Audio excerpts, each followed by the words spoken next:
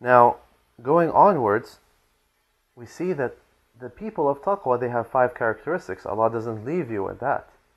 Because of course the next question, the most reasonable question which will come is, well, if this is a book that is intended for the guidance of the people of taqwa, how can I be one of those people? What do I need to do to be one of those people? So Allah puts it together for us very clearly. 5 things, 5 elements, which will help you develop your taqwa. And this is where we get our take-home points for today. What are the 5 things that we need to do, that we need to focus on today to help us be people of taqwa? People who are putting that between ourselves and the punishment of Allah. Number 1. الَّذِينَ يُؤْمِنُونَ بِالْغَيْبِ. Those who believe in the unseen. Now this might come as a surprise because we just said what? We said that in Islam we don't have blind faith. Not the blind faith that is called upon in other religions, where they say, you know what, you just have to believe. It's a mystery. But in Islam we don't have that. What do we have? We have something which is called trust.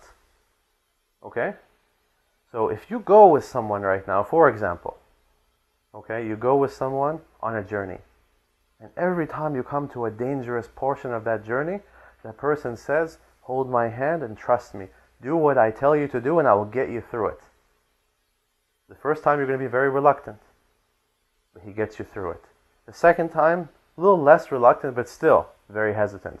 Maybe the last time was just chance. Maybe it was just luck. So he gets you through the second one. And he gets you through the third one. And then after that, where do you go? Then no matter what that person tells you, you're going to believe. You're going to trust. And so, just like, for example, when we look at the unseen, a lot of very beautiful scientific examples, when it comes to science, a lot of scientific people, quote-unquote scientific people, they say, I will only believe in that which I see. I tell them, why don't you stick your finger inside an electric socket and tell me what you're going to see there. Okay? You don't see electricity, but you're going to feel it. Okay? You don't see the air around you. But if I take that air away, you're going to know it. Right? So just because we can't see it, doesn't mean it's not there. And the fact of the matter is, Allah is going to prove things to us in this magnificent book. So it's going to help you develop that trust. So you say, Allah has shown me this, this, this, and this. So when He talks about this issue, I believe. I don't believe because it's blind, because I don't have any reason to believe. I believe because He's already proven it to me. Not everything in Islam is going to be proven. But you're going to get to a point where you're going to see that this book is from Allah. And when you get to that point, then everything else that comes after that, you're going to believe in naturally, because you trust Allah after that. So the first step of being a person of taqwa is to believe in the unseen. Many aspects in the unseen we're called upon to believe. The angels, the day of judgment, the prophets that came before. All these are elements of the unseen. Allah Himself, He's in the realm of the unseen. But we see what? We see the effect.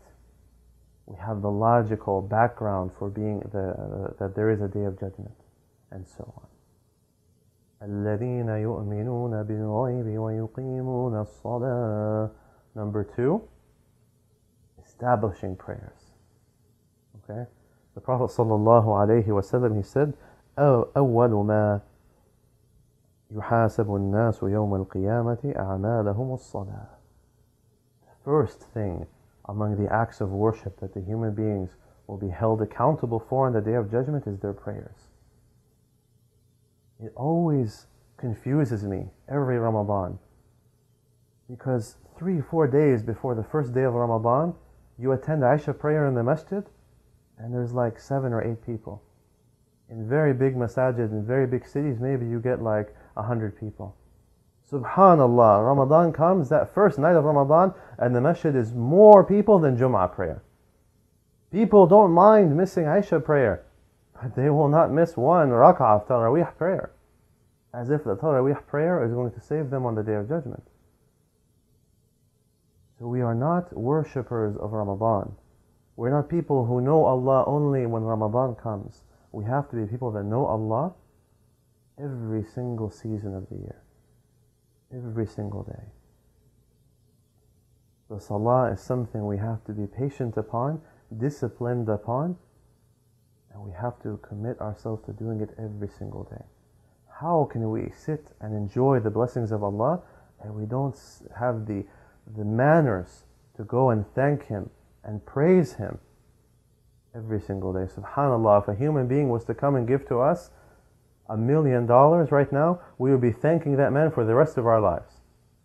But I ask you, your eyesight, the vision that you have, the ability to speak, the ability to hear, the ability to think, how much is that worth? Just one of them. How much money would you pay if you couldn't see? How much money would you pay to have the ability to speak if you couldn't speak? And yet Allah gives you all of that, and gives you spouses whom you love, and they love you, and children whom you enjoy their company and you watch them grow, jobs by which you earn your income, friendships, so much. So we cannot forget about this, and we cannot lose the prayers.